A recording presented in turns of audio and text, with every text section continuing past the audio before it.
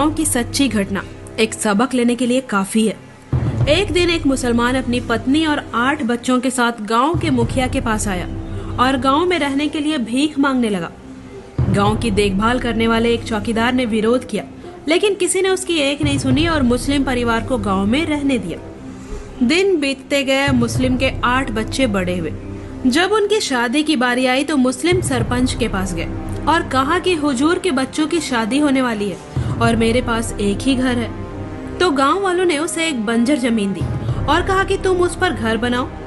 इसके बाद मुसलमान बनिया के पास गया और उससे पैसे उधार लिए। कुछ समय के बाद उन 8 बच्चों से 74 बच्चे पैदा हुए और देखते ही देखते लगभग 30 वर्षों में उस गांव में मुसलमानों की आबादी 40% हो गई। अब मुस्लिम लड़के अपनी आदत के मुताबिक हिंदुओं से झगड़ने लगे और अपनी औरतों और बहन बेटियों के साथ छेड़खानी करने लगे। धीरे धीरे प्रत्येक हिंदू अपने परिवार के साथ स्वेच्छा से गांव छोड़ने लगा। एक दिन गांव के मुख्य मंदिर को मुसलमानों ने तोड़ दिया और उस पर मस्जिद बनाने लगे। फिर बाकी हिंदुओं ने उन्हें रोकना शुरू किया। तब मुसलमानों ने कहा कि जो कोई अल्लाह के काम में बाधा डालता है उसे काट दो।